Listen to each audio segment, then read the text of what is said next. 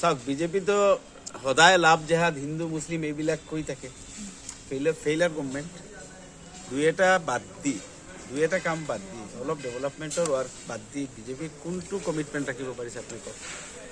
BJP total fail কৰিছে এই কাৰণে মুখ্যমন্ত্ৰী আজি মানুহ বঢ়াব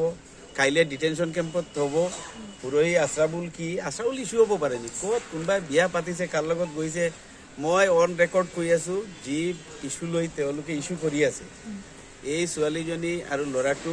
এবাৰ বিয়া পাতিছে এবাৰ কেছ হৈছে ল'ৰা এৰেষ্ট হৈছে ছোৱালীজনী কোৰ্টত গৈ শপতনামা দিছে মই উইলিংলি বিয়া পাতিছো ছেকেণ্ড টাইম থাৰ্ড টাইম বিলাক 6 মাহৰ পৰা চলি আছে এতিয়া ইস্যুটো ডাইভাৰ্ট কৰিবৰ কাৰণে ইয়া কিবা মছলা লগাবৰ কাৰণে আশ্ৰাবুলৰ নাম লগাই দিছে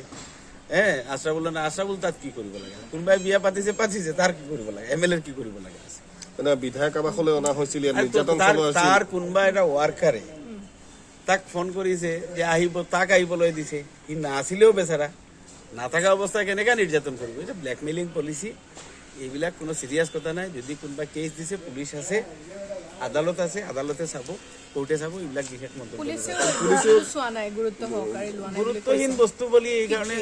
গুৰুত্বহীন বস্তু সেইকাৰণে চাগে ইমান গুৰুত্ব দিয়া নাই কাৰণ মাহতে এটা ষ্টেটমেণ্ট যদি কোৰ্টত গৈ চেঞ্জ কৰে তেতিয়াহ'লে কিমান গুৰুত্ব থাকিব